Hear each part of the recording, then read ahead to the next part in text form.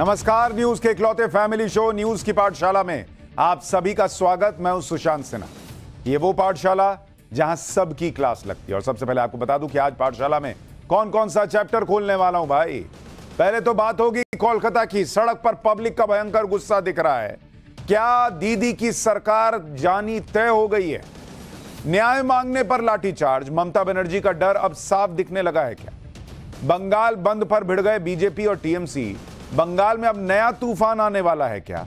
और सीबीआई को polygraph test में ऐसा क्या पता चला जो उस रात का सच बता देगा? आज इसकी भी बात हो। इसके अलावा राहुल गांधी के जाति वाले कार्ड पर हेमंता, योगी और मोहन का हिंदुत्व वाला सॉलिड जवाब क्या है?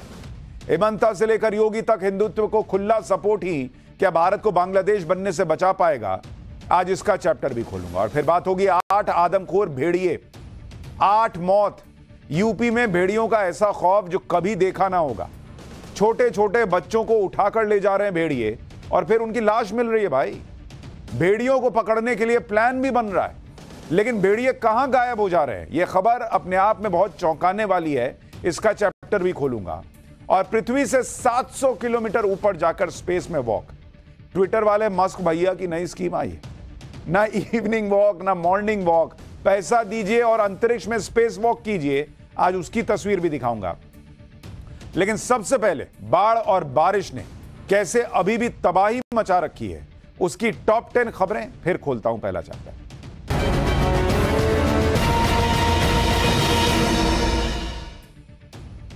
गुजरात में लगातार हो रही भारी बारिश की वजह से कई जिलों में हालात बिगड़ गए हैं। जामनगर में पिछले 24 घंटों में ऐसी बारिश हुई कि सड़कों पर मानो नदी बहने लगी और एक पुलिस चेकपोस्ट पानी के तेज बहाव में बह गया। पानी इतना ज्यादा था कि चेकपोस्ट के पास खड़ी एक कार पूरी तरह पानी में डूबी नजर आई। जामनगर में पानी के रौद्र रूप की एक और तस्वीर देखिए। बारिश की वजह से सड़कों पर ऐसा सैलाब उमड़ा कि एक भारी भरकम ट्रक खिलौने की तरह बहता हुआ नजर आया। बारिश की वजह से जामनगर की सड़कों पर सैलाब उमड़ा हुआ है। नदियों में डराने वाला उफान दिख रहा है। नदी के किनारे बने एक मंदिर की छत तक पानी पहुंच गया और मंदिर के दरवाजों से भी नदी की धार बहती हुई दिखाई। राजकोट में भारी बारिश की वजह से सड़कों पर उमड़े सैलाब में एक बाइक सवार फंस गया। बाइक सवार ने किसी तरह खुद को बचाया, लेकिन उसकी बाइक तो सैलाब में बह ही गई। गुजरात से सुरेंद्रनगर जिले में लगातार हो रही बारिश की वजह से नदी के ऊपर बना पुल ढह गया। चंद सेकंड्स के अंदर पुल ध्वस्त होकर नदी में गिरता था। गुजरात के बोटाद में लगातार हो रही बारिश की वजह से नदियां उफान पर हैं। नदियों का पानी सड़क से होकर बहने लगा है और इसकी चपेट में एक कार आ गई। कार ऐसे बह रही है जैसे कोई खिलौने वाली कार हो और तिनके की तरह पानी के बहाव में बहने लगी। गुजरात के वेरावल में मौसम खराब होने की मार समंदर में जा रहे मछुआरों पर पड़ी। तेज हवाओं की वजह से, बारिश की वजह से समंदर के किनारे खड़ी एक नाव पलट गई। गनीमत रही कि नाव में जा रहे मछुआरों को समय रहते रेस्क्यू कर लिया गया। लगातार हो रही भारी बारिश की वजह से राजकोट अहमदाबाद हाईवे को भारी नुकसान पहुंचा है। हाईवे का एक बड़ा हिस्सा धंसने की वजह से ट्रैफिक की आवाजाही पर असर पड़ा है।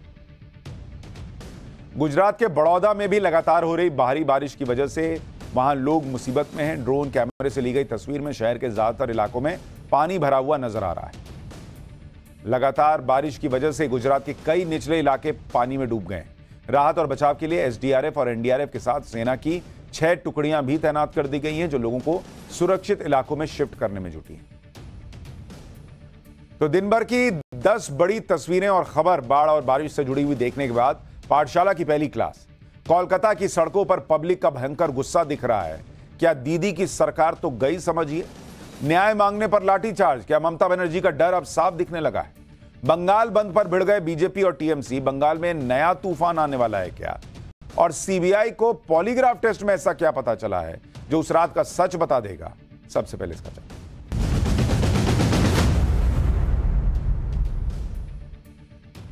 बंगाल में कोई बड़ा तूफान आने वाला है क्योंकि पब्लिक तो सड़क पर आ चुकी है और ममता बनर्जी का डर भी अब साफ दिखने लगा है। आज जिस तरह से कोलकाता से तस्वीरें आई हैं, वो ममता बनर्जी की कुर्सी हिलाने वाली है। महिला डॉक्टर के रेप और मर्डर को लेकर 2 हफ्ते से जिस गुस्से में बंगाल सुलग रहा था, वो आज सड़क पर गुस्सा फट पड़ा। क्योंकि प्रोटेस्ट तो पहले भी लगातार हो रहे थे, लेकिन जिस तरह से आज तस्वीरें आई हैं, उससे साफ दिख गया कि पब्लिक कितने गुस्से में है बॉस। क्योंकि ममता बनर्जी और कोलकाता पुलिस पर लगातार सवाल खड़े हो रहे थे। बतौर मुख्यमंत्री ममता बनर्जी की भूमिका से भी जनता में नाराजगी थी। वही नाराजगी और गुस्सा आज कोलकाता की सड़कों पर चलो नबन्ना अभियान के दौरान देखने को मिला। आप तस्वीरें देखिए बॉस, किस तरह के हालात कोलकाता की सड़कों पर देखने को मिले। आज कोलकाता में हजारों छात्र इंसाफ की मांग के साथ सड़कों पर उतर आए। छात्रों ने ही नबन्ना मार्च का आयोजन किया। नबन्ना कोलकाता में सचिवालय की इमारत को कहते हैं, जहां से सरकार चलती है। इसी नबन्ना मार्च को देखते हुए कोलकाता पुलिस ने ऐसी घेराबंदी कर रखी थी जैसे छात्र नहीं बल्कि वो दुश्मन आ रहे हो। खुद टीएमसी के नेता छात्रों के इस प्रदर्शन को गुंडों का प्रदर्शन बता रहे हैं, बंगाल के खिलाफ साजिश बता रहे हैं। मतलब देश में कहीं और प्रदर्शन हो जाए तो इंडी अलायंस जो है पूरा सपोर्ट करने लग जाता है, लेकिन बंगाल में पब्लिक सड़क पर न्याय मांग रही है तो इनको गुंडा बताया जा रहा है, इन पर लाठीचार्ज हो रहा है। ममता बनर्जी आज अपने खिलाफ हुए प्रदर्शन से इतना घबरा गई कि कोलकाता को मान लीजिए किले में बदल दिया। नबन्ना मार्च रोकने के लिए जिस तरह के इंतजाम ममता बनर्जी की पुलिस ने किए थे, बॉस देखिएगा तो आप हैरान रह जाएगा कि ये वही पुलिस है जिस पर इतने सवाल खड़े हो रहे हैं।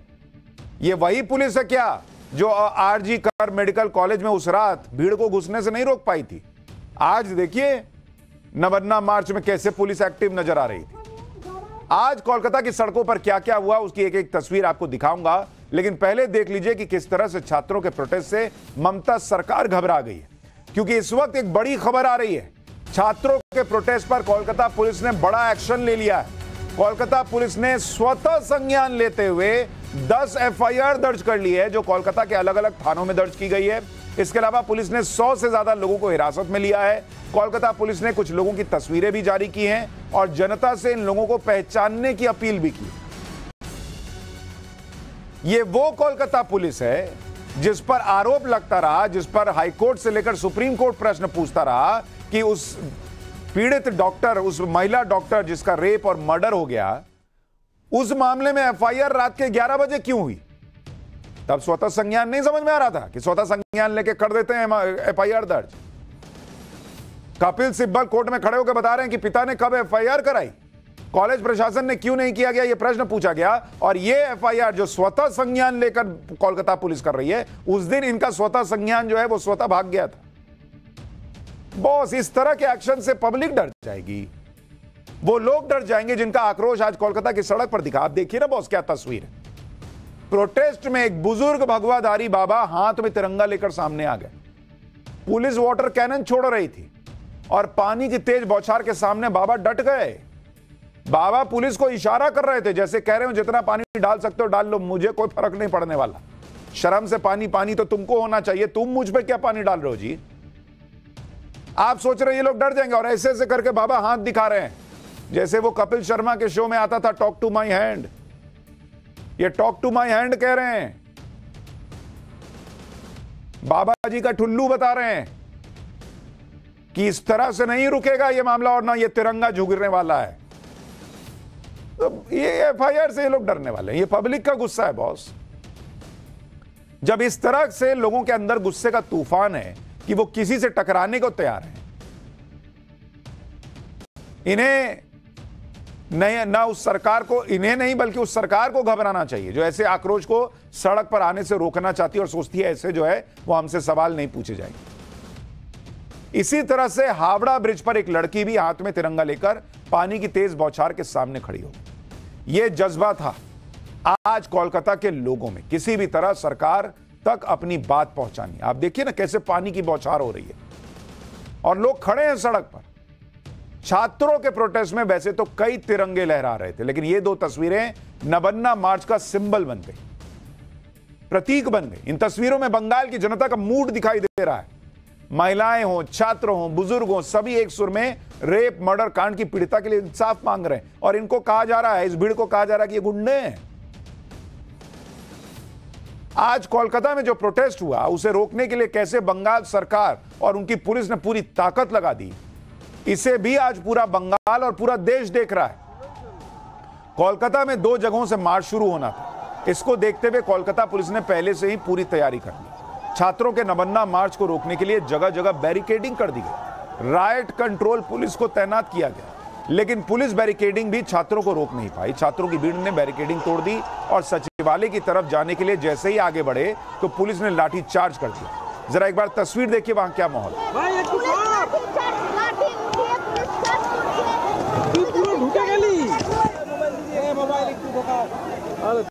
আপনারা যারা এখানে জমায়েত হয়েছেন তাদের উদ্দেশ্যে জানানো হচ্ছে যে আপনারা এই জমায়েত উপযুক্ত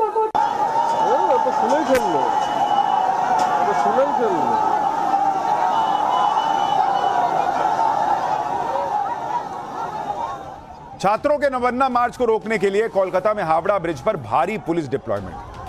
प्रदर्शनकारियों की भीड़ हावड़ा ब्रिज के पास जमा होने लगी तो वहां मौजूद पुलिस ने भीड़ हटाने के लिए वाटर कैनन का प्रयोग कर दिया। छात्रों और प्रदर्शनकारियों पर तेज धार से पानी छोड़ दिया इन लोगों ने। इससे भीड़ कुछ देर के लिए वहां से हट गई, लेकिन थोड़ी देर में फिर भीड़ जमा हो गई। पुलिस लगातार वाटर कैनन का प्रयोग कर रही थी और यह सब हो रहा था उन छात्रों पर जो आरजीकर मेडिकल कॉलेज की घटना पर इंसाफ की मांग कर रहे थे।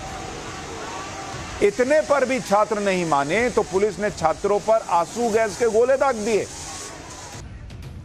आप देखिए ना बॉस, ऐसा क्या किए हैं ये लोग जो वाटर कैनन, लाठी चार्ज, आंसू गैस के गोले, ये सब चल रहा है वहां।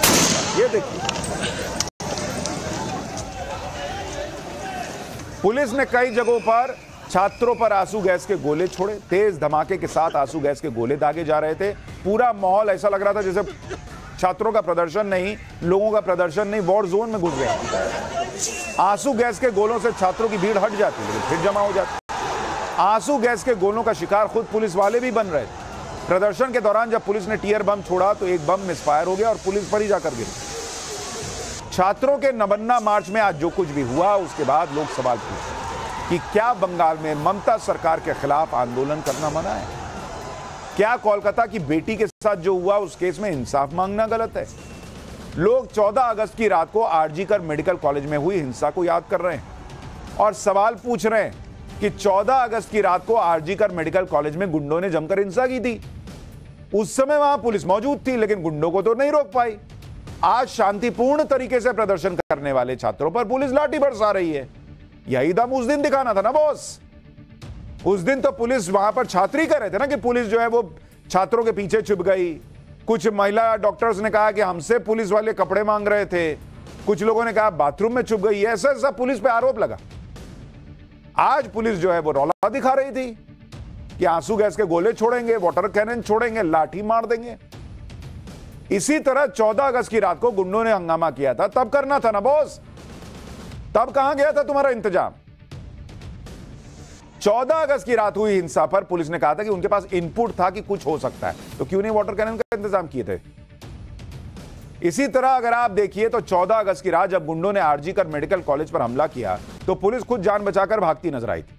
वहां की नर्सेज ने बयान दिया था कि पुलिस डॉक्टर और नर्सों के पीछे छिप गई थी। जबकि आज वही कोलकाता पुलिस छात्रों पर आंसू गैस के गोले दाग रही थी। छात्रों को सचिवालय जाने से रोकने के लिए पूरे कोलकाता को किले में बदल रही थी। लोग सवाल पूछ रहे हैं कि आखिर ममता बनर्जी और उनकी पुलिस किस तरफ है बॉस? लेकिन कोलकाता में छात्रों के खिलाफ जिस तरह से ताकत का इस्तेमाल किया गया वो ममता बनर्जी को सियासी तौर पर भारी पड़ सकता है, क्योंकि एक तरफ तो छात्रों के प्रोटेस्ट को लाठियां, आंसू गैस, वाटर कैनन चलाकर रोकने की कोशिश की गई। दूसरी तरफ ममता बनर्जी की पार्टी के लोग भी प्रोटेस्ट के खिलाफ बोल रहे हैं। तृणमूल कांग्रेस की सांसद हैं सायोनी घोष, जो छात्रों के नवन्ना मार्च को गुंडों का मार्च बता रही हैं। गुंडों का मार्च। अभी अभी एक ऐसा बयान जो कंगना रनौत ने दिया जिससे बीजेपी ने खुद को अलग कर लिया, उस पर हंगामा मचा हुआ है। लेकिन सायोनी घोष पर तो कुछ नहीं हो रहा। सायोनी घोष ने लिखा कि गुंडों जैसी शक्ल बमुश्किल कोई महिला नजर आई। ज्यादा से ज्यादा 4-5 नेशनल फ्लैग, वाटर कैनन के ठंडे पानी से नहाते प्रदर्शनकारियों का पिकनिक जैसा विरोध प्रदर्शन। दलाल मीडिया आंसू गैस के गोले के साथ बंदूक की आवाज बैकग्राउंड में लगा रही है जिससे गोली चलने जैसा प्रतीत हो। क्या सर्कस है? तो मैडम को प्रदर्शनकारी के चेहरे देख के पता चल जा रहा है कि वो गुंडे। सर्कस दिख रहा है ये सब, सर्कस। ममता बनर्जी की सांसद सायोनी घोष कह रही हैं कि आंसू गैस के साथ बंदूक की गोली की आवाज लगाई जा रही है। सायोनी घोष टीएमसी सांसद हैं और अपनी पार्टी का बचाव करने के लिए इस तरह का ट्वीट किया होगा, लेकिन सच्चाई सायोनी घोष शायद नहीं जानती। ये तस्वीरें सायोनी घोष को देखनी चाहिए। छात्रों की भीड़ पुलिस बैरिकेडिंग तोड़ के आगे बढ़ने की कोशिश करती है तो फौरन ही पुलिस आंसू गैस के गोले दागने लगती है और गोले दागने की आवाज में गोली चलने की आवाज मिक्स नहीं है। ये ऑन स्पॉट जो घटना हुई वो कैमरे में कैद हुई है। सायोनी घोष फिल्मों में काम करती नहीं है तो उनको शायद लगता है कि सब कुछ बैकग्राउंड म्यूजिक से होता है। रियल लाइफ में नहीं होता मैडम। फिल्मों में चेहरे देखकर एक्टर चूज किए जाते होंगे, प्रदर्शनकारियों के चेहरे देख के गुंडे और प्रदर्शनकारी तय नहीं होता मैडम। लेकिन सायोनी घोष को यह सब सर्कस लगता है। इंसाफ की मांग करने वाले छात्रों का प्रदर्शन पिकनिक लगता है। यह है टीएमसी की सांसद की सोच। और टीएमसी ने इस बयान से खुद को अलग किया क्या? जो लोग कंगना रनौत के बयान पर हंगामा कर रहे हैं वो कहां है आज? इसी तरह से टीएमसी सांसद है महुआ मोइत्रा, जो महिला सुरक्षा के मुद्दे पर मुखर होकर बोलती है, लेकिन कोलकाता रेप मर्डर कांड पर अपनी ही सरकार को जस्टिफाई कर रही है। छात्रों के प्रोटेस्ट पर महुआ मोइत्रा ने लिखा कि नहीं, लाशें नहीं गिरी हैं, माफ करिए, बीजेपी और गोदी मीडिया आपकी घृणित इच्छाओं को निराशा हाथ लगी। यह किसी आम नागरिक का मार्च नहीं है। मुश्किल से छात्र और महिलाएं शामिल हैं। गुंडों का एक झुंड पुलिस पर ईंटें फेंक रहा है और पुलिस को उकसा रहा है। गुंडों का झुंड। छात्रों के नबन्ना मार्च के समर्थन में बीजेपी ने भी आज कोलकाता में जमकर प्रदर्शन किया। केंद्रीय मंत्री और बंगाल बीजेपी के अध्यक्ष सुकांत मजूमदार और लॉकेट चटर्जी जैसे कई नेताओं ने कोलकाता पुलिस हेडक्वार्टर के सामने धरना दिया। लाल बाजार इलाके में कोलकाता पुलिस हेडक्वार्टर है। इस दौरान बीजेपी नेताओं और पुलिस के बीच भी झड़प देखने को मिली। बीजेपी ने छात्रों पर पुलिस अत्याचार के विरोध में कल बंगाल बंद का ऐलान किया है। जरा वहां क्या हुआ उसकी ग्राउंड रिपोर्ट भी देखिए। कोलकाता पुलिस हेडक्वार्टर के बाहर सुकांतो मजूमदार और बीजेपी के कार्यकर्ता यहां पर पहुंचे थे और उसके बाद उनकी मांग थी कि जितने लोगों को गिरफ्तार किया है उनको जल्द से जल्द जो है रिहा कर देना होगा। उसके बाद ही पुलिस की तरफ से जवाबी कार्रवाई में उन्होंने टीयर गैस शेल्स को फायर किया और लाठीचार्ज कर जो है यहां से लोगों को डिस्पर्स किया। आप देखिए घायल हुआ है, उनको जो है उठाने की कोशिश कर रहे हैं। आप देखिए तस्वीरों में इसका जो है टीयर गैस से जो है वो जख्मी हुए हैं। बिना नोटिस ये क्या टीयर गैस छोड़ते हैं, मारते हैं, टीयर गैस छोड़ते हैं। हम क्या do we look like criminals? जैसे ही आंसू गैस के गोले यहाँ पर जो है दागे गए उसके बाद इस भीड़ को पीछे खदेड़ने में पुलिस सक्सेसफुल रही, लेकिन उसके बाद हमने देखा कि बीजेपी के कई ऐसे कार्यकर्ता हैं जो टीयर गैस के शेलिंग में और साथ ही लाठीचार्ज में घायल हुए। कोलकाता से लेकर दिल्ली तक बीजेपी ने ममता बनर्जी पर हमला किया। कोलकाता में बीजेपी ने प्रोटेस्ट किया तो उधर दिल्ली में भी बीजेपी ने प्रेस कॉन्फ्रेंस करके बंगाल के हालात पर निशाना साधा। बीजेपी ने आरोप लगाया कि ममता बनर्जी तानाशाही पर उतर आई, छात्रों पर लाठियां बरसाई जा रही। सुनिए बीजेपी नेता क्या कह रहे हैं। कि अगर देश में कहीं तानाशाह है, अगर देश में कहीं तानाशाह है तो वो तानाशाह ममता बनर्जी हैं। ममता बनर्जी बिल्कुल स्पष्टता से एक स्टैंड लेती हैं कि वो आरोपियों के साथ खड़ी रहेंगी, उनको संरक्षण देंगे। वहां फिर से पुलिस मुस्तैदी से खड़ी है। वाटर कैनन, डंडे चलाना, बल्कि बड़े बड़े कंटेनर लाए गए हैं। यह है तानाशाह ममता बनर्जी की आंखें। आज ये मांग करी जाएगी कि अगर मुख्यमंत्री का यह चरित्र है तो चाहे वो पुलिस कमिश्नर हो, चाहे वो ममता बनर्जी हो, पहले तो इन्हें तुरंत इस्तीफा देना चाहिए। जांच एजेंसी सीबीआई जांच कर रही है, वो पॉलीग्राफ टेस्ट करे ममता बनर्जी का और पुलिस कमिश्नर का। सवाल तो बीजेपी से भी है बॉस। अगर ममता बनर्जी तानाशाह हैं, बंगाल में तानाशाही सरकार है, तो राष्ट्रपति शासन क्यों नहीं लगाते? राज्यपाल कहते हैं वहां कानून व्यवस्था जो है उसको लेकर सवाल खड़े हो रहे हैं, महिलाएं सुरक्षित नहीं है, तो राष्ट्रपति शासन क्यों नहीं लगाते? कोलकाता में इतना बड़ा हंगामा हो गया, छात्रों पर लाठीचार्ज हुआ, आंसू गैस के गोले छोड़े गए, छात्रों को चोटें आई, लेकिन टीएमसी को इसमें भी राजनीति दिख रही है।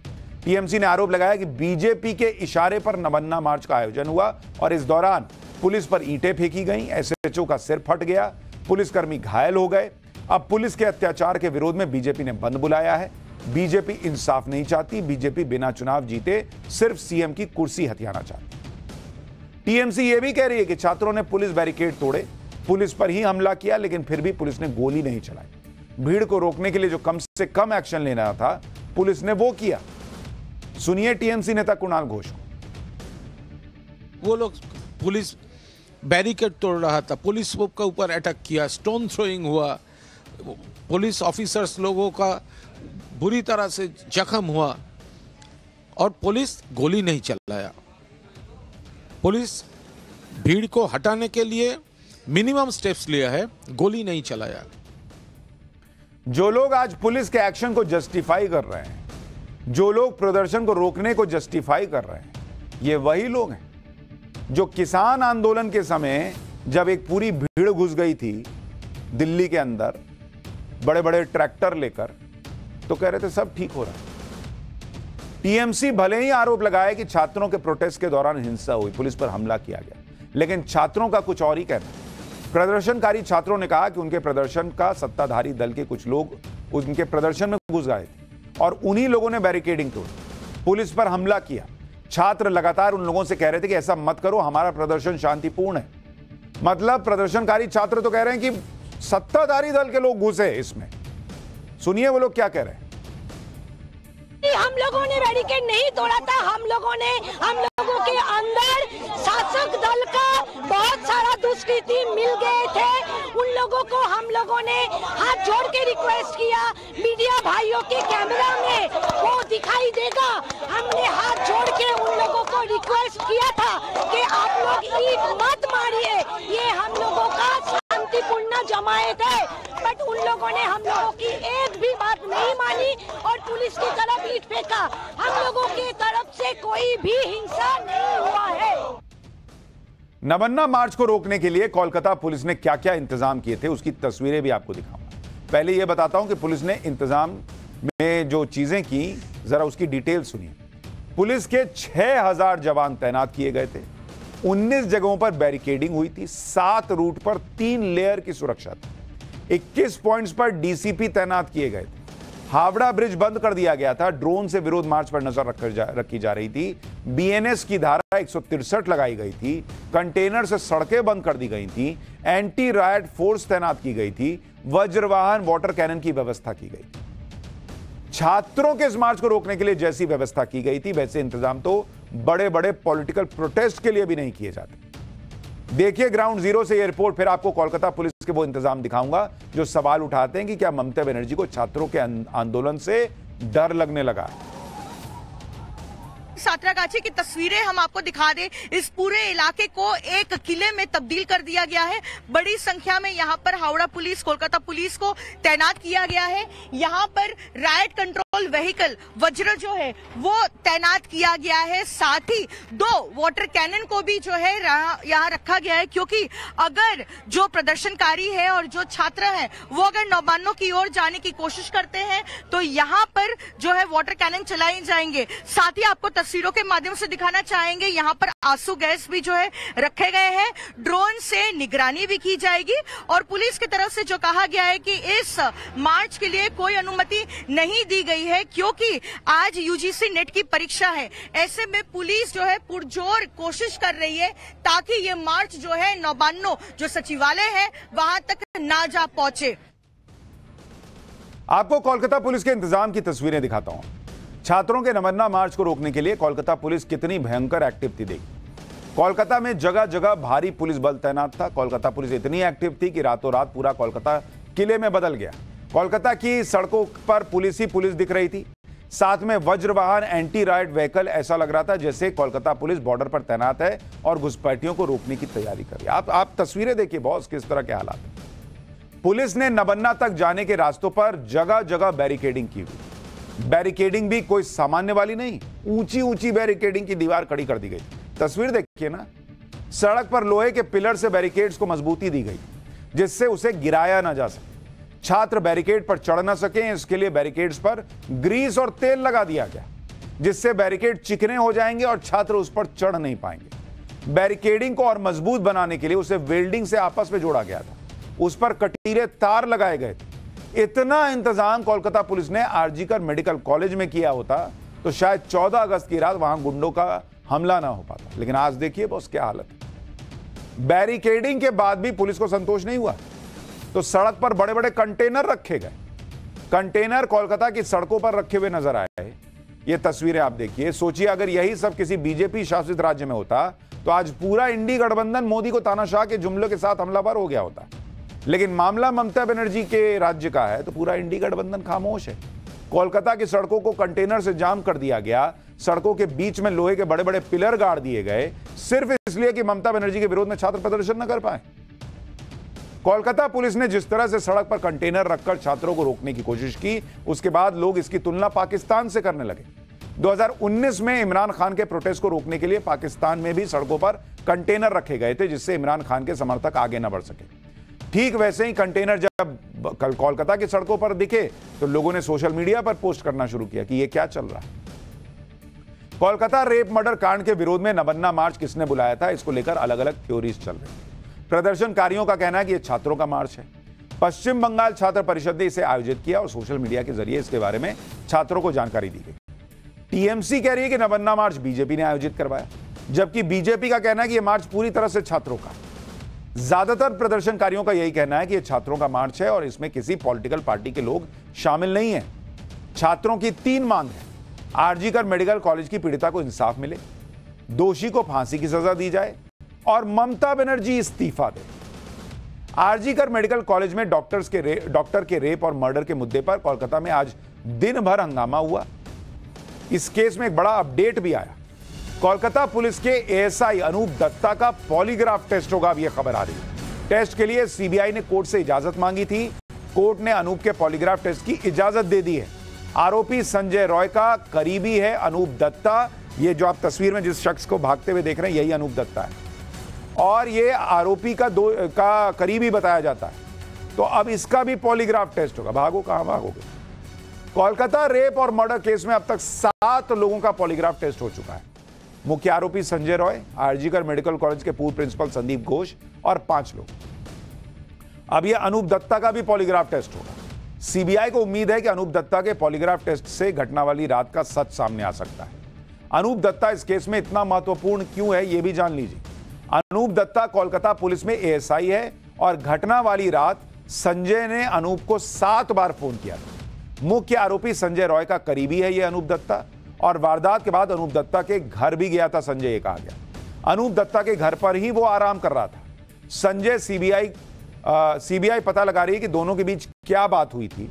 क्या संजय रॉय ने अनूप को घटना के बारे में बताया था? क्या अनूप को पता था कि संजय ऐसा कुछ करने वाला है? ये सारी बातें सीबीआई ढूंढ रही है। जिस तरह से सीबीआई पॉलीग्राफ टेस्ट करा रही है, क्या ये कुछ बड़ा होने के संकेत हैं? क्योंकि सीबीआई पहले ही कह चुकी है कि इस केस में उसके पास बताने के लिए बहुत कुछ है। अनूप दत्ता कोलकाता पुलिस में एएसआई है और उसके पॉलीग्राफ टेस्ट में पुलिस की भूमिका को लेकर और खुलासे हो सकते हैं। यानी आने वाले समय में कोलकाता कांड पर ममता बनर्जी की मुश्किलें कम होने वाली तो नहीं दिख रही। लेकिन एक तरफ ममता बनर्जी मुख्यमंत्री और एक तरफ बीजेपी के वो 3 मुख्यमंत्री जो राहुल गांधी के नैरेटिव से लड़ रहे हैं। पाठशाला में अगली क्लास। राहुल गांधी के जाति कार्ड पर हिमंता, योगी और मोहन का हिंदुत्व वाला सॉलिड जवाब। हिमंता से लेकर योगी तक हिंदुत्व को खुला सपोर्ट ही क्या बांग्लादेश बनने से बचा पाएगा भारत को? अब इसका चार्ट।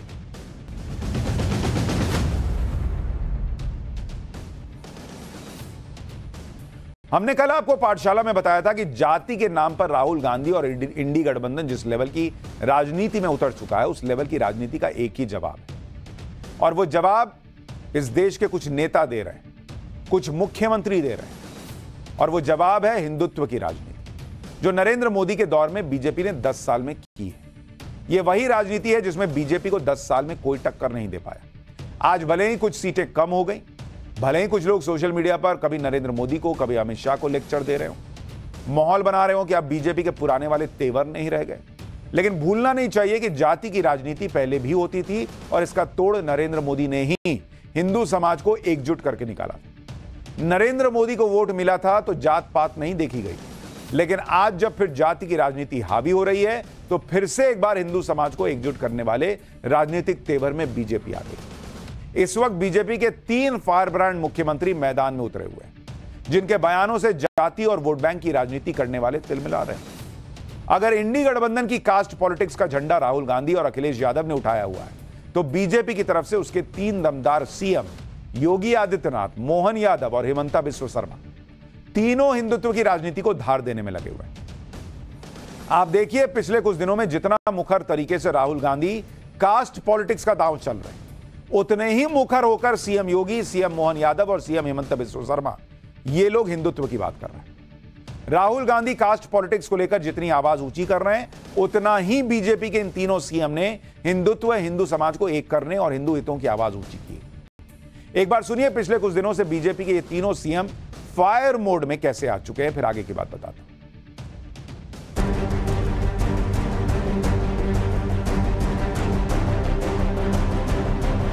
जब हम एक रहेंगे, नेक रहेंगे, तभी नेक रहेंगे, बटेंगे तो कटेंगे। मियाँ मुसलमान मानुह खेले गोटे हम लबई आमिओ लब निदिउ हो गल। भारत के अंदर रहना होगा तो रामकृष्ण की जय कहना होगा। फिलिस्तीन दिखाई देता है लेकिन बांग्लादेश नहीं दिखाई देता। सावधान, जो यहाँ का खाता है और कहीं और का बजाता है, ये नहीं चलेगा। Hindu is fighting and no Hindu is trying to come to India. अब आप अवैध काम करोगे, कानून को तोड़ोगे, तो मध्य प्रदेश सरकार बर्दाश्त करने वाली नहीं है।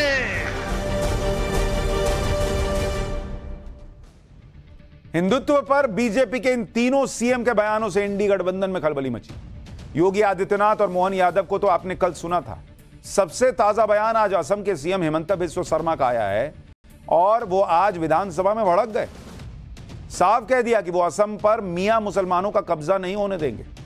असम के सीएम का बयान सुनिए, बड़ी आग लगी है इस बयान के बाद। फिर आपको इस बयान की पूरी कहानी बताता हूं। मियाँ मुसलमान मानुह खेले गोटे हम लबई आमिओ लब निदिउ हो गल। आमिओ लब निदिउ। दरअसल असम की विधानसभा में नाबालिग से रेप के केस में लॉ एंड ऑर्डर के मुद्दे पर विपक्ष की तरफ से लाए गए स्थगन प्रस्ताव पर असम के सीएम जवाब दे रहे हैं, जिस पर जोरदार हंगामा हो गया। असम के सीएम ने खास तौर पर मियां मुस्लिम का जिक्र करते हुए कहा कि वो उनको असम पर कब्जा नहीं करने देंगे। सीएम हेमंता ने कहा कि अगर जनसंख्या वृद्धि को ध्यान में रखा जाता तो अपराध दर में वृद्धि नहीं होती। जब विपक्ष ने उन पर पक्षपात का आरोप लगाया तो हिमंता बिस्वा शर्मा ने पलटवार करते हुए कहा कि वो किसी एक का पक्ष लेंगे, इस पर विपक्ष क्या कर लेगा, बताओ क्या कर लोगे। ये इस तरह से उन्होंने जवाब दिया। हिमंता बिस्वा शर्मा ने कहा कि कांग्रेसी उन पर तुष्टीकरण का आरोप लगाते हैं, लेकिन सच सुन लीजिए, जब मुस्लिम बहुल क्षेत्र में एक मुसलमान हिंदू पर अत्याचार करता है और वहां के स्थानीय विपक्ष के विधायक पीड़ित परिवारजनों से मिलते भी नहीं, लेकिन उनके मंत्री पीड़ित से मिलने जाते हैं, यह हेमंता ने कहा। हेमंता ने जोर देकर कहा कि लोअर असम से लोग अपर असम क्यों जाएंगे, ताकि मियां मुसलमान असम पर कब्जा कर सकें। हेमंता ने कहा कि वो ऐसा नहीं होने देंगे। अब मियां मुस्लिम से हिमंता बिस्वा शर्मा का मतलब क्या है, यह भी आपको जानना चाहिए। असम में बीजेपी सरकार बंगाली बोलने वाले मियां मुस्लिम और असमिया भाषा बोलने वाले स्वदेशी असमिया मुसलमान को अलग अलग मानती है। ऐसा माना जाता है कि बंगाली बोलने वाले मुस्लिम ईस्ट पाकिस्तान से आए हैं और ये मूल रूप से असम के नहीं हैं। ऐसा माना जाता है कि धीरे धीरे इनकी संख्या असम में इतनी बढ़ गई कि अब असम की 126 में से 30 विधानसभा सीटों पर निर्णायक भूमिका में। पिछले साल ही बीजेपी सरकार ने राज्य के स्वदेशी मुसलमानों की सामाजिक आर्थिक स्थिति जानने के लिए सर्वे कराने की बात कही। असम में मुस्लिम आबादी का बढ़ना एक बड़ा मुद्दा है। आरोप लगते हैं कि बॉर्डर स्टेट होने की वजह से पड़ोसी देश से मुस्लिम असम में आते हैं और यहां बस जाते हैं। असम में मुस्लिम वोटों की राजनीति करने वाली पार्टियों ने इन्हें अपना बड़ा वोट बैंक बना लिया है। हिमंता बिस्वा शर्मा की सरकार इसी पर फिल्टर लगाने की बात कहती है ताकि भारतीय मुसलमानों को बाहरी से अलग किया जा सके, लेकिन विपक्ष इसे बीजेपी की सांप्रदायिक राजनीति बताता है और आरोप लगाता है कि बीजेपी मुसलमानों को ही आपस में बांट रही है। असम में बदलती डेमोग्राफी और मुस्लिम आबादी को सीएम हिमंता बिस्वा शर्मा ने बड़ा मुद्दा बनाया हुआ है। हिमंता बिस्वा शर्मा का दावा है कि 2041 तक असम में मुस्लिम बहुसंख्यक हो जाएंगे। हिमंता का आरोप है कि असम के जनसंख्यिकी को बदलने के लिए और स्थानीय लोगों को अल्पसंख्यक बनाने के लिए एक राजनीतिक, आर्थिक और सामाजिक अतिक्रमण चल रहा है। हेमंता का दावा है कि राज्य में जो महिलाओं के खिलाफ अपराध हो रहे हैं वो भी अतिक्रमण की रणनीति का हिस्सा है। असम के सीएम का दावा है कि एक खास पैटर्न पर राज्य में लैंड जिहाद चल रहा है। एक गांव पहले 2 या 3 लोग आकर वहां बसते हैं, वो गांव में गाय काटकर खाने लगते हैं और ऐसे ऐसे काम करते हैं जिससे दूसरे समुदाय परेशान होकर गांव छोड़कर चले जाते हैं। ये असम के सीएम दावा कर रहे हैं। हेमंता बिस्वा शर्मा का दावा है कि वो असम में बदलती डेमोग्राफी के खिलाफ जो लड़ाई लड़ रहे हैं, जिससे उनके परिवार की जान को भी खतरा है, लेकिन वो पीछे नहीं हटने वाले। सुनिए हेमंता बिस्वा शर्मा ने क्या क्या बताया। मैं क्या कर पाता हूँ, लोग तो माइनॉरिटी बन ही रहा है। अभी लैंड लॉस कुछ लाया हूँ प्रोटेक्ट करने के लिए। देखिए, एक कैंडल होता है, वो तो शुरू नहीं हो सकता है ना। मैं खुद जल सकता हूँ और जब तक जल के खत्म नहीं होता हूँ तब तक रोशनी दे सकता हूँ, लेकिन मैं तो कभी शुरू तो नहीं हो सकता हूँ ना। तो जितना मेरे से हो सकता है मैं कर रहा हूँ। काफी उसके लिए चैलेंजेस भी है, तकलीफ भी है, प्राइवेट पर्सनल काफी तकलीफ है। उसके लिए मेरा फैमिली सबको गाली देता है, लोग अपना भी तकलीफ हो रहा है, लेकिन सहन रहा हूं। हेमंता बिस्वा शर्मा की तरह यूपी के सीएम योगी आदित्यनाथ भी मुखर होकर हिंदुत्व की राजनीति कर रहे हैं। बांग्लादेश की बात करते हुए सीएम योगी ने देश के हिंदुओं से कड़वे शब्दों में साफ साफ कह दिया कि बटेंगे तो कटेंगे, एक रहेंगे तो नेक रहेंगे। सीएम योगी के इस बयान पर विपक्ष ने खूब हंगामा मचाया, लेकिन योगी आदित्यनाथ अपने बयान पर कायम है। उनको वो अनअपोलोजेटिक हैं, उनको नहीं लगता कि उन्होंने कुछ गलत कहा। उनको लग रहा है कि भाई हिंदू को बांटने का प्रयास हो रहा है और बटेंगे तो दिक्कत होगी। सुनिए योगी ने क्या कहा था जिस पर बड़ी आग लगी हुई। राष्ट्र से बढ़कर के कुछ नहीं हो सकता, कुछ नहीं हो सकता। और राष्ट्र तब सशक्त होगा जब हम एक रहेंगे, नेक रहेंगे, तभी नेक रहेंगे। बटेंगे तो कटेंगे। आप देख रहे हैं ना, बांग्लादेश में देख रहे हो ना, तो वो गलतियां यहां नहीं होनी चाहिए। बटेंगे तो कटेंगे, एक रहेंगे तो नेक रहेंगे, सुरक्षित रहेंगे और समृद्धि की पराकाष्ठा को पहुंचेंगे। हमें विकसित भारत की संकल्पना को साकार करने के लिए कार्य करना है। सीएम योगी कह रहे हैं कि हिंदू बटेंगे तो कटेंगे, तो एमपी के सीएम कह रहे हैं कि देश में रहना है तो रामकृष्ण की जय कहना होगा। जन्माष्टमी के मौके पर मोहन यादव ने क्या कहा था वो भी आपको याद दिलाता हूं, क्योंकि ये सारी बातें विपक्ष के खेमे में तो हड़कंप मचा रही हैं, लेकिन देश का एक बड़ा वर्ग ये कह रहा है कि ये बीजेपी की वो हिंदुत्व वाली पॉलिटिक्स है जिसने लोगों को बीजेपी से जोड़ा था। और आज बीजेपी के कई मुख्यमंत्री हेमंता, योगी और मोहन यादव खुलकर उसी हिंदुत्व की राजनीति कर रहे हैं। एक बार उनका बयान सुनिए, फिर इस बयान पर ओवैसी क्या कह रहा है वो भी सुनाता हूं। रहीम, रसखान यहां की माटी में अपने आप को जोड़ करके चले तो आज सदियों से उनका हम स्मरण करते हैं। लेकिन सावधान, जो यहां का खाता है और कहीं और का बजाता है, ये नहीं चलेगा। भारत के अंदर रहना होगा तो रामकृष्ण की जय कहना होगा। मोहन यादव के इस बयान पर भी जबरदस्त हंगामा हो रहा है। एआईएमआईएम अध्यक्ष असदुद्दीन ओवैसी तो उनके बयान से भड़के हुए हैं। सुनिए ओवैसी को। उनके बाप का तो नहीं खाते हम देश का है, देश हमारा है। अब वो ना किसी के घर से दे रहे हैं ना किसको कर रहे हैं।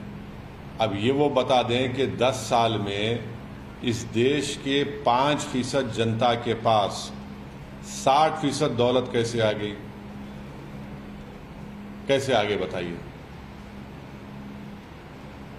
संविधान का डायरेक्टिव प्रिंसिपल है equal distribution of property resources, वो क्यों नहीं हो रहा है। तो आप तो सिर्फ चंद इंडस्ट्रियलिस्ट को ही खिला रहे हैं। आपको वो नहीं दिख रहा कि सबसे ज्यादा मेल नरिश स्टंटेड बच्चे भारत में हैं। क्या आपको नजर नहीं आ रहा कि करोड़ों लोग इस देश में भूखे सोते हैं। ओवैसी जैसे नेताओं की तिलमिलाहट से साफ है कि बीजेपी का तीर निशाने पर लगा है। वैसे यूपी के सीएम योगी आदित्यनाथ के साथ साथ इन दिनों एमपी के सीएम की भी खूब चर्चा हो रही है। जैसे यूपी में योगी का बुलडोजर गरजता है, वैसे एमपी में मोहन यादव भी बुलडोजर मॉडल को पकड़े हुए हैं।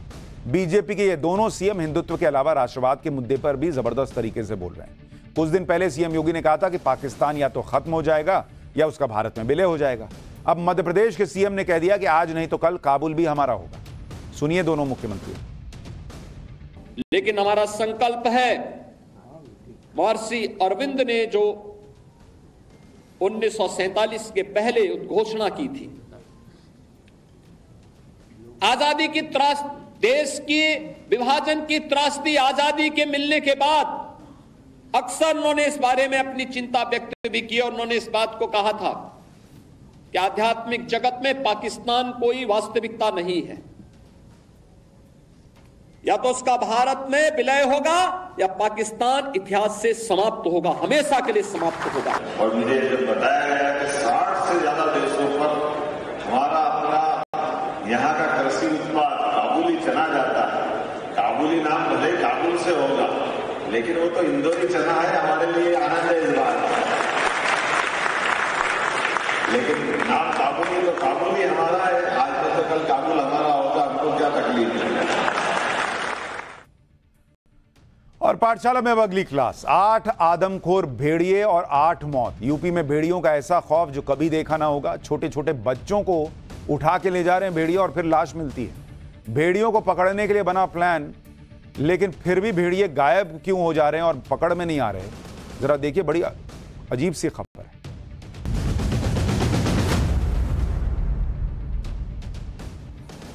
आज पाठशाला का यह चैप्टर थोड़ा अलग है। आपको भी लगेगा कि भेड़ियों की खबर हम क्यों बता रहे हैं, यह किस तरह की खबर? अगर भेड़िए आ भी गए तो क्या हो गया, लेकिन यह खबर आपको बताना जरूरी है क्योंकि कई लोगों की मौत हो चुकी है इस मामले में। हजारों लोग दहशत में जी रहे हैं, गांव के गांव डरे हुए हैं, बच्चों के ऊपर बड़ा खतरा आ गया है। यूपी के बहराइच जिले में पिछले 1.5 महीने से हजारों लोग इस खौफ में जी रहे हैं। वहां आदमखोर भेड़ियों के झुंड ने आतंक मचा दिया है। लोगों का दावा है कि 1 या 2 नहीं बल्कि 8 से ज्यादा भेड़ियों का झुंड वहां घुस गया है। गांव के लोग दहशत में, दिन हो या रात इलाके के लोग चैन की सांस नहीं ले पा रहे। रात रात भर जागकर पहरा दिया जा रहा है। ये मामूली खबर नहीं है भाई, एक पूरा इलाका सो नहीं पा रहा है कि बॉस ये 8 भेड़िए कब कहां अटैक कर देंगे। किसी का बच्चा उठा के ले जा रहे हैं, किसी दूसरे पर अटैक हो जा रहा है। जमीन हो या आसमान, सभी जगह से आदमखोर भेड़ियों की तलाश हो रही है। आसमान से नजर रखने के लिए 2 ड्रोन तैनात किए गए। जमीन से नजर रखने के लिए रात में भी तस्वीर लेने की क्षमता वाले 8 थर्मोस्टेट कैमरे लगाए गए और भेड़ियों को पकड़ने के लिए 4 पिंजरे लगाए गए। भेड़ियों को पकड़ने के लिए 25 टीम और 200 कर्मचारी लगे हुए हैं, लेकिन फिर भी ये पकड़ में नहीं आ रहे। इसके अलावा गांव वाले भी अपने अपने हथियारों और लाठी डंडों की मदद से प्रशासन और वन विभाग की टीम की मदद में जुटे। लेकिन ये जो एरियल शॉट है आप देखिए, उसमें भेड़िए नजर आ रहे हैं। इलाके में आदमखोर भेड़ियों ने किस तरह दहशत फैलाई है, उस पर सबसे पहले ग्राउंड जीरो से हमारे सहयोगी की रिपोर्ट देखिए, फिर आपको बताऊंगा कि आदमखोर भेड़ियों ने जो आतंक मचाया वो लोगों को डरा क्यों रहा है, आखिर हुआ क्या है, उसकी डिटेल बताऊंगा। पहले ग्राउंड रिपोर्ट देखिए। ये ना तो देर रात को धान की रुपाई हो रही है, ना ईख की रखवाली हो रही है। दरअसल ये हो रही है अपनी जान की सुरक्षा की। गांव वाले भयभीत हैं क्योंकि बहराइच के गांव में भेड़िए का खौफ पसर गया है। और देखिए गांव वाले इकट्ठा होकर इस ईख के खेत में भेड़िए को खोज रहे हैं, क्योंकि अभी अभी फोन के जरिए विधायक जी को सूचना मिली कि इस गांव में भेड़िया आ गया है। किसी ने फोन पे जानकारी दी, इसके बाद पूरे दलबल के साथ प्रशासन भी पहुंच गया, विधायक जी भी पहुंच गए और देखिए ईख में अब भेड़िए की तलाश की जा रही है।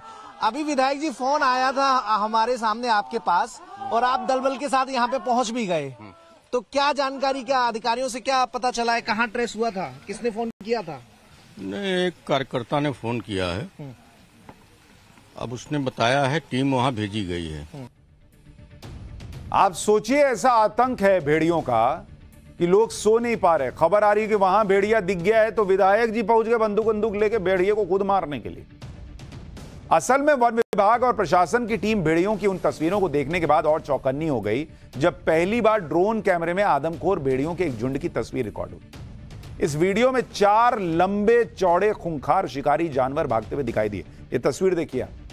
इलाके के लोगों का दावा है कि ये उन्हीं आदमखोर भेड़ियों के झुंड में से 4 भेड़िए हैं जो पिछले 1.5 महीने से इलाके के लोगों को निशाना बना रहे हैं। पिछले 1.5 महीने में भेड़ियों के 38 से ज्यादा हमले हो चुके हैं। भेड़ियों के हमले में 8 लोगों की जान जा चुकी है, 30 से ज्यादा लोग घायल हुए हैं। आप सुनिए डिटेलिंग कि कैसे बच्चों तक को नहीं छोड़ रहे ये भेड़िए। बीती रात आदमखोर भेड़िए ने 5 साल के बच्चे को अपना शिकार बनाया, 5 साल का बच्चा। इसी तरह 26 जुलाई को मां के साथ 3 साल की बच्ची सो रही थी, भेड़िया उसको उठा के ले गया। अगले दिन गांव से कुछ दूरी पर गन्ने के खेत में बच्ची का शव मिला। 26 अगस्त को मां के बगल में सो रहे मासूम को भेड़िया उठा ले गया। भेड़िए ने बच्चे के सिर को धड़ से अलग कर दिया था। 25 अगस्त को घर के बरामदे में सो रही महिला पर भेड़िया ने हमला किया। इलाज के दौरान महिला की मौत हो गई। 21 अगस्त परिवार के साथ सो रही बच्ची को भेड़िए ने शिकार बनाया। घर से करीब 1 किलोमीटर की दूरी पर बच्ची का शव मिला। 17 अगस्त मां के साथ सो रही 4 साल की बच्ची को भेड़िया उठा ले गया। अगले दिन गांव के पास शव मिला। 3 अगस्त घर के बरामदे में सो रहे 8 साल के बच्चे को भेड़िया उठा ले गया। अगले दिन खेत में शव मिला। आप देख रहे हैं ये खौफ ऐसे ही नहीं है पिछले इतने दिनों में, और खास करके बच्चों को उठा के ले जा रहे हैं। क्या बच्चे जो है उतना भारी वजन नहीं होता, तो उसको पकड़ा, उठा के लेके भाग गए, बाद में डेड बॉडी मिल रही है बच्चों। गांव वालों का दावा है कि कई बार तो आदमखोर भेड़िया घर के अंदर घुसकर परिवार के बीच से बच्चों को उठाकर ले गया है। ऐसे एक पीड़ित परिवार की आप बीती सुनिए आप। ये है पर वो चुपके चला गया तो दीवार के लाइन लाए हुआ तीसरी खटिया पर चला गया। 3 खटिया अंदर रहा, ठीक है, तो तीसरी खटिया पर पहुंचा। बस हमारे भैया के ऐसे मुंह पकड़ ले। अच्छा, मुंह पकड़ के यहाँ तक आवाज नहीं। तो ये बच्चा चीखा होगा तब? कुछ नहीं, एक शब्द कोनो न चीखा न रोए पैसो। जब इधर से वो निकल के दाव आए पैसे तो हिया से कूदा। हाँ। तो वो भैया ठाड़ है जहाँ हुआ गिरा घड़ाम दे, मतलब लंबी छलांग लगाई उसने। छलांग हिया से वो दरवाजे फिर से हुआ कूदेगा। ठीक है, तो हम कहा ये इतने जोर से कूदा का आया है, तो ये निके तब आप जाग गए? हाँ, तुरंत हम जागे ना, हमारे मेहरवे जागे, कहीं न कि ये दे लइका। भेड़िए के हमले ने लोगों की नींद उड़ा दी है, क्योंकि रात के अंधेरे में ही भेड़िए ने गांव के लोगों को शिकार बनाया। इसलिए अब लोग रात भर जागकर गश्त कर रहे हैं। हाथों में लाठी डंडे लेकर लोग रात के अंधेरे में खेतों के पास पहरा देने को मजबूर हैं। खुद इलाके के विधायक राइफल हाथ में लेकर लोगों का हौसला बढ़ाते नजर आ रहे हैं। ये देखिए, लोग खेतों के पास हल्ला मचा रहे हैं ताकि भेड़ियों के झुंड को गांव से दूर भगाया जा सके। सुनिए वहां क्या हालत है।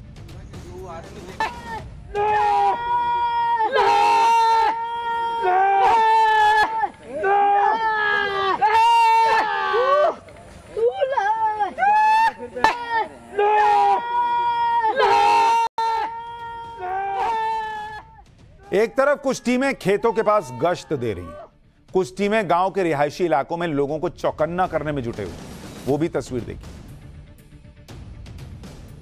जागते रहो, जागते रहो, जागते रहो, जागते रहो, जागते रहो, जागते रहो, जागते रहो, जागते रहो। अब आप मैप के जरिए ये भी देख लीजिए कि बहराइच के किस इलाके में आदमखोर भेड़ियों ने आतंक मचाया। बहराइच की महसी तहसील के 33 गांव में खौफ का माहौल है। इन गांव में करीब 50,000 की आबादी रहती है। ये लोग पिछले 45 दिन यानी करीब 1.5 महीने से आदमखोर भेड़ियों के खौफ में जी रहे हैं। ज्यादातर गांव घाघरा नदी के किनारे बसे हैं। अब नदी के किनारे जंगल झाड़ियां हैं, इन्हीं में भेड़िए जाके छुप जा रहे हैं। हालांकि रेस्क्यू ऑपरेशन में जुटी वन विभाग की टीम ने दावा किया है कि अब तक 3 भेड़ियों को पकड़ा जा चुका है, लेकिन इलाके में अब भी 4 भेड़ियों के मौजूद होने की आशंका जताई जा रही है। रेस्क्यू ऑपरेशन में जुटी वन विभाग की टीम को भी सुनिए। तो वही आपको बताना चाहूंगी कि 3 भेड़िए हम लोग पकड़ चुके हैं और 3 और भेड़िए हैं जो कि हम लोगों ने लोकेट किए हुए हैं, उसको भी बहुत जल्दी हम पकड़ लेंगे। और पब्लिक अवेयरनेस का जो कार्यक्रम है वहाँ पे हमारे जो ऑफिसर्स हैं, हमारे कंजर्वेटर, हमारे डेफोर्स, हमारी पूरी टीम लग करके पब्लिक अवेयरनेस की कार्यक्रम यहाँ पे चला रही है। एक तरफ भेड़ियों को पकड़ने के लिए वन विभाग की टीम को कॉम्बिंग ऑपरेशन चलाना पड़ रहा है, तो दूसरी तरफ लाउड स्पीकर की मदद से अनाउंसमेंट किया जा रहा है। लोगों को भेड़ियों के हमले से बचने के लिए जागरूक किया जा रहा है। अच्छा, अगर आप बड़े शहरों में अपार्टमेंट में रह रहे हैं, आपको नहीं समझ में आएगा एक बारगी में कि भाई ये क्या चल रहा है। लेकिन जिनके बच्चे उठा लिए गए, जिनके बच्चों की लाश मिली, भेड़िया उठाकर ले गया, जिनके घर ऐसे हैं कि आसपास खेत है, उनको तो डर लगेगा ना बॉस कि कहां है, कब रात में आ जाएगा, क्या करेगा। उनकी हालत सोचिए। ग्राउंड जीरो से हमारे सहयोगी की रिपोर्ट देखिए आप।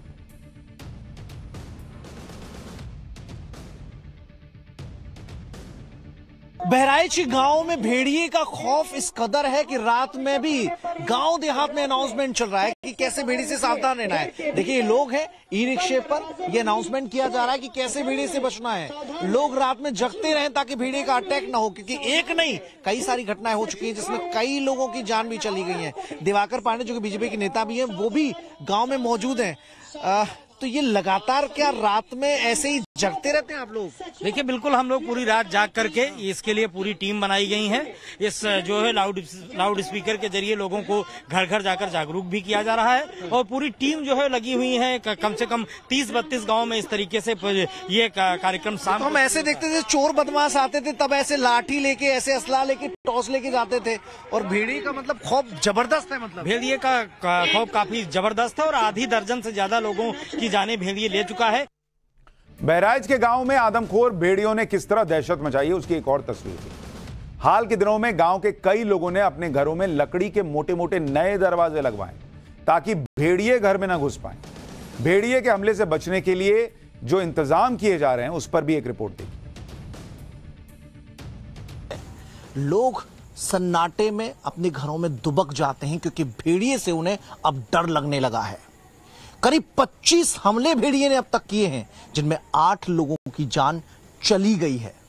देखिए कैसे सन्नाटे में पूरा गांव पसरा हुआ है और लोगों ने खुद को अंदर कैद कर लिया है। देखिए, क्या नाम है आपका? नाम क्या है आपका? अच्छा, तो ये गेट कब लगाया है आपने? ये आप जहाँ बहन लगाए, जब उनका लड़का खाएगा ती के बाद लगाया है। अच्छा, जब गांव के किसी का बच्चे को भेड़िया उठा ले गया उसके बाद लगाया है? हाँ, 5 दिन भाई बड़ा ही लगा बनाइए। सोचिए, ऐसे लोगों ने घर पर वो दरवाजे लगाए जैसा लग रहा है कि इंसान पिंजड़े में रह रहा है।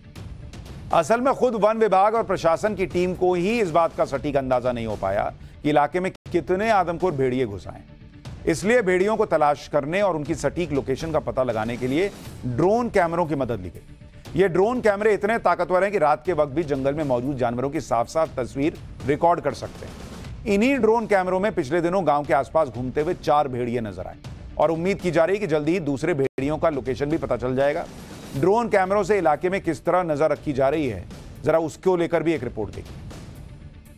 ड्रोन के जरिए भेड़िए को देर रात को खोजने की कोशिश हो रही है। देखिए, रेंजर मौजूद है और 2 जो फॉरेस्ट डिपार्टमेंट के जवान है वो भी मौजूद है। ड्रोन के जरिए पूरे इलाके में भेड़िए की खोज की जा रही है कि भेड़िया छिपा आखिर बैठा कहां है। देर रात को वो हमला करता है तो आसपास के गांव में जो बड़ी बड़ी ईख है वहां पर वो हो सकता है। और यहीं पर बीते रोज उसकी लोकेशन देखी भी गई थी, स्पॉट किया गया था और अब दोबारा ड्रोन लगाया जा रहा है। और देखिए, जो ग्रामीण डरे हुए हैं उनके डर को दूर कर, और इसलिए हमने कहा कि ये चैप्टर आपको देखना चाहिए कि कैसे हालात इस वक्त वहां बहराइच के आसपास बने हुए। अभी भी कोशिश हो रही है कि ये भेड़िए पकड़े जा सकें, और जब तक नहीं पकड़े जा सकेंगे, इंसान बाहर टहलने भी ढंग से नहीं जा पाएगा।